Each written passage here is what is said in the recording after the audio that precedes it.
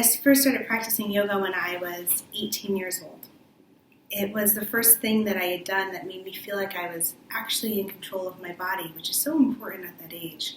It gave me a way to manage my stress. It gave me a way to check in with myself and to create a space where I could truly be reflective, which isn't something I was finding as a freshman in college. Right now, I'm the executive director of Yoga Foster, which is a nonprofit that empowers school teachers with yoga resources for the classroom. We have a digital platform that enables teachers to learn the foundations of yoga and mindfulness, how to deliver that in their classroom and integrate it into everyday curriculum, and how to amplify that between themselves in their own personal lives throughout the work of their colleagues, through the school administration, and the district. Before I started Yoga Foster, I was working in mobile strategy and mobile product management at various advertising agencies in New York City. My role was mainly to act as a liaison between the clients and the developers in executing digital experiences. This is at a time where the mobile phone had just become popular. We didn't really know what a human relationship with a smartphone would be like. It was fascinating to be able to dive into the human psyche and understand what type of relationships that we would form and what we would expect from people on the other end. All of this work is supported by people that care. So we work very closely with yoga studios and other yoga and mindfulness communities to take those people practicing and elevate their practice to serve a school in their area. As the executive director of the organization, my role specifically is just managing the roadmap to ensure that our organization has long-term success. I'm looking at what partnerships that we have, what our platform is built on, and how that's growing, analyzing the research that's coming in and identifying ways for us to grow, and making sure that my team is most qualified and most capable to be able to carry this work into the future. I chose to start Yoga Foster because I was so frustrated with the lack of accessibility of yoga and mindfulness resources for teachers in schools.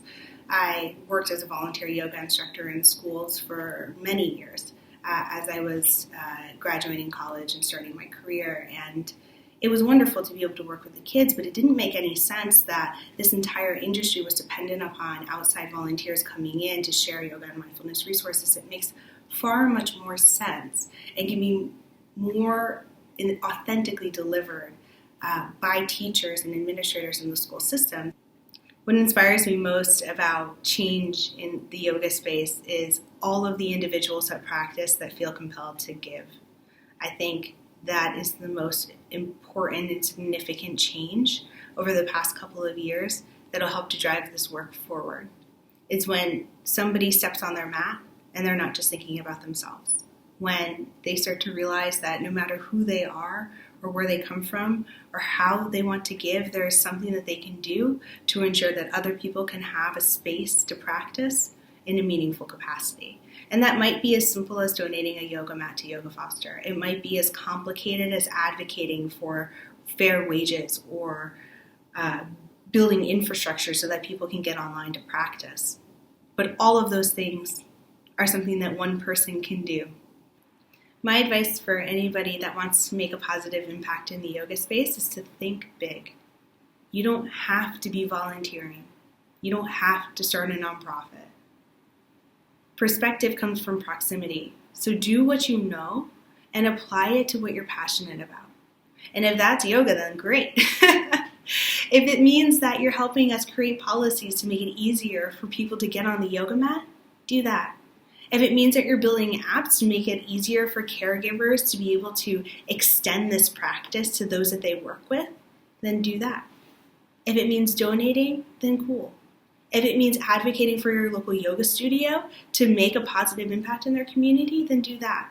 The worst you can do is nothing, but it doesn't have to be everything at once. I discovered yoga when I was 17, fresh out of inpatient treatment for an eating disorder. I was probably 3 months out of eating disorder treatment, and I had a therapist say, I think yoga would be really good for you. I believe that she suggested it because she thought it would help me feel more comfortable in my body and deal with anxiety and depression, and I was completely not on the same page as her. I thought it was a silly idea. I thought yoga was esoteric and kind of fluffy and for wealthy white women whose kids were at school, basically. And I decided eventually that I was going to give it a go, not because I thought it was going to help me like my body, not because I thought it would be good for my emotions, but because I knew it would burn calories, and I felt really uncomfortable in the skin I was in. Before I got into yoga service, I was working as a researcher in a psychoneuroimmunology lab, which is a really big word that means how your emotions and your psyche and your mind affect your body and affect your neurology, which in turn affects your immune system. So I was looking at how stress reduction programs reduce stress and in turn improve immune function in people with chronic immune conditions like HIV/AIDS. And for a couple of years, I was actually looking at yoga interventions and looking at how a 6-week yoga intervention could improve immune function in women undergoing chemotherapy for breast cancer. So I went from having a research hat on and looking at the mechanisms and the science of yoga to having my feet on the ground and working with populations who really need it. I run a nonprofit organization called Eat, Breathe, Thrive. And our mission is to prevent and help people fully overcome food and body image challenges through yoga-based programs. I often say it's like an AA for people with eating disorders plus yoga and meditation. So you've got community, you've got an embodiment practice like yoga, and you've got service opportunities. So an opportunity for the people who are actually struggling with eating disorders to go out and serve their own community. Eat, Breathe, Thrive has been around for 5 years, and we've been incorporated as a nonprofit for 3, working under the Give Back Yoga Foundation. So we're a program of a larger foundation that helps bring yoga to underserved communities. I find immense joy in connecting with people who are undergoing incredibly difficult mental health challenges, and being able to connect with them in a tender, vulnerable, difficult time in their life and see them get better. I had an eating disorder in my youth, and I used to think it was something I would struggle with for the rest of my life. I thought I would always look in the mirror and see a fat, ugly person. I thought I would always look at a plate of food and not want to eat it for fear of being too much or fear of being greedy. I thought I would struggle with the inner workings of my mind in a miserable way for the rest of my life. And I learned it wasn't true. So for me, the joy of yoga service is getting to connect with people who are facing their own battle of that kind, facing their own battle with mental health challenges like eating disorders, anxiety, depression, and see them get better, see them learn tools that bring joy to their lives and bring them back into a state of being themselves. The field of yoga service has definitely grown. I think 5 or 6 years ago, there were maybe 36 organizations doing niche work with underserved populations. So you had a couple organizations working in prisons, you might have a few working in juvenile detention centers and with veterans. Just by sheer numbers, the field of yoga service has exploded. And the benefit of that is that you have a lot of different people with a lot of different skill sets and educational backgrounds now working in the field of yoga service. So one of the exciting things I think is happening right now is you've got a lot of people with a background in science and research coming and evaluating programs and going, what are the parts of yoga that are actually beneficial to veterans? And what are the elements of yoga that can actually help somebody overcome an eating disorder? And using data and research to figure out what are we doing well and what could we do better.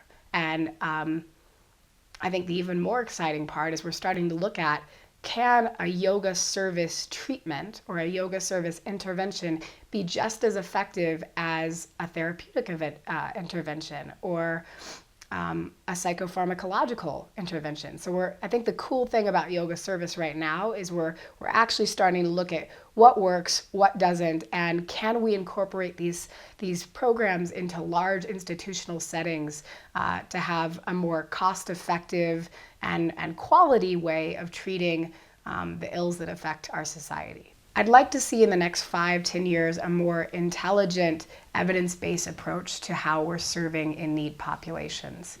I think right now we have a lot of people coming out of the woodwork saying, I have a passion for working with veterans. I have a passion for working with eating disorders. but not necessarily using tools or interventions that we know work. It's coming from a good heart-centered place, but we're kind of just throwing everything we got at populations that are really in need. So what I'd love to see over the next 5 or 10 years is the field evolve in a way that we can go, these are evidence-based practices, these are things we know work, and this is how to deliver it in a cost-effective and quality way. About 3 years ago, I was running a program at an eating disorder treatment center in Santa Monica, California.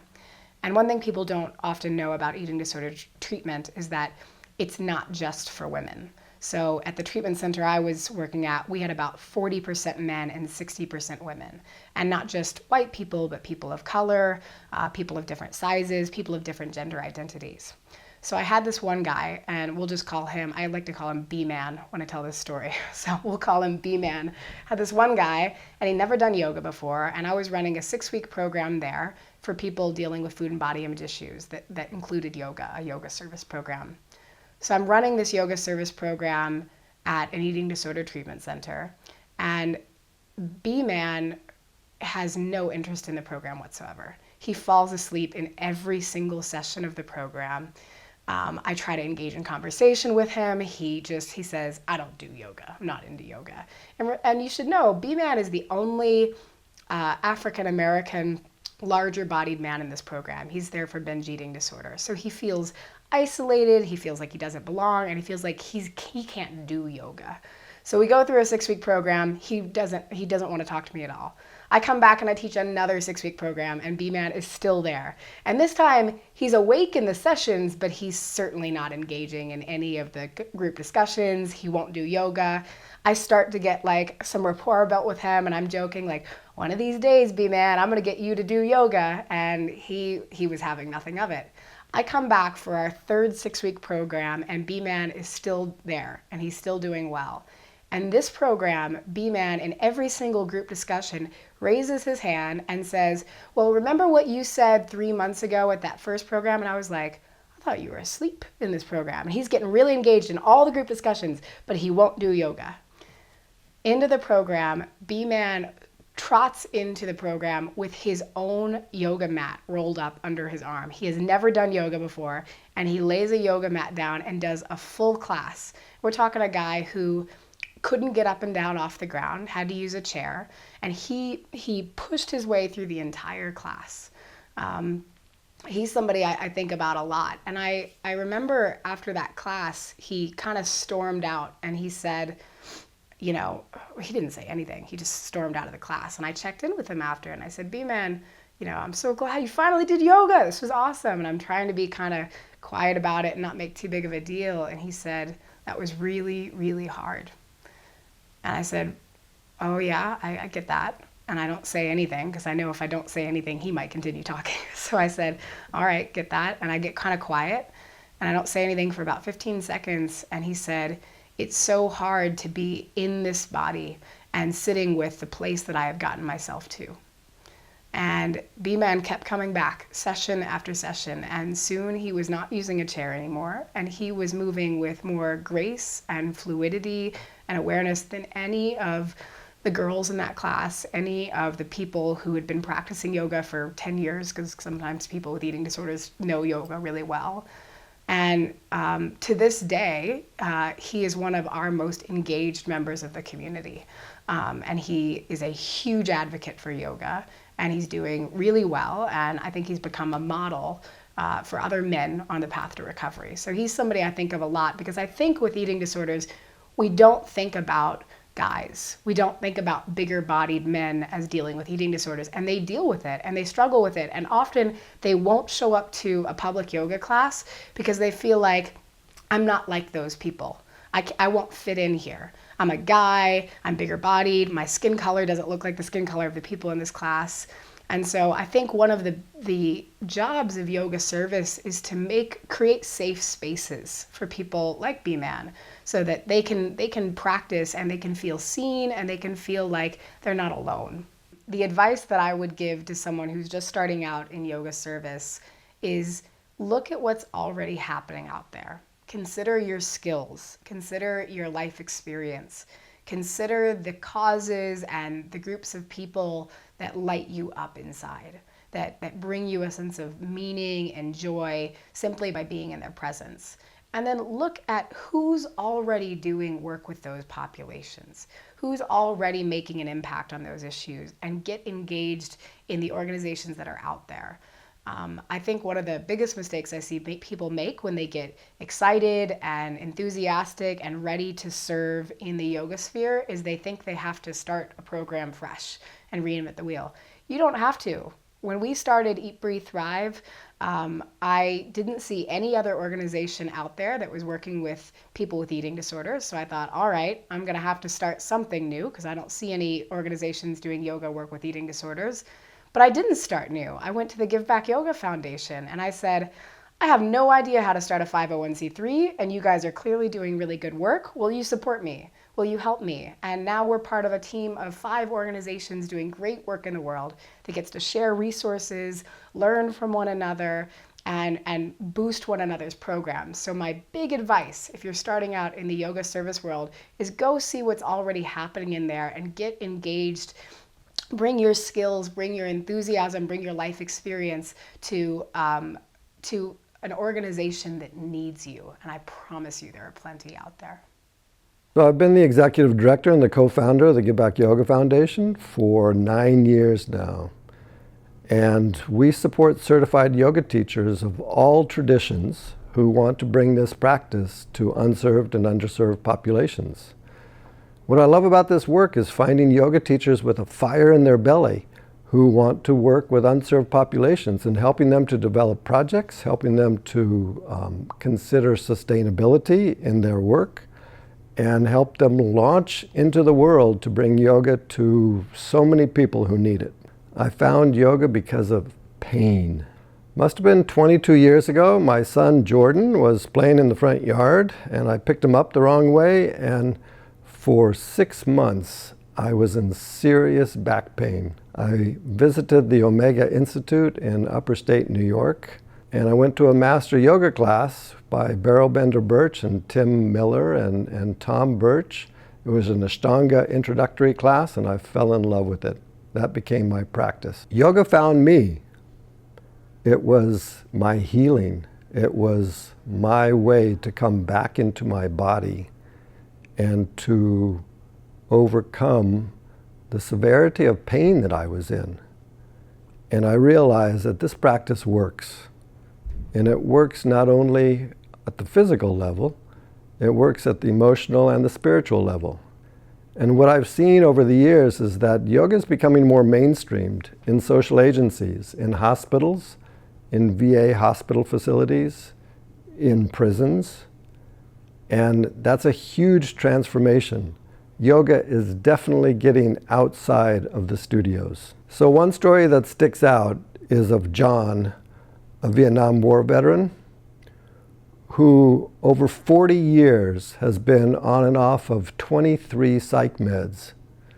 And because of yoga, because of his introduction to the mindful yoga therapy program in Connecticut, John is now off all of his meds and he's a yoga teacher. First, I would say to read about the stories of other yoga teachers who have been doing this work. They're absolutely inspirational. And I've written over 100 interviews on the Huffington Post blog series called Yoga How We Serve, which is also on the blog series for the Give Back Yoga Foundation under www.givebackyoga. And then find what you want to do and come to the Give Back Yoga Foundation site and contact us and take your yoga off the mat. Bring your knowledge, your skills, and your talent and your treasures out of the yoga studio into unserved populations.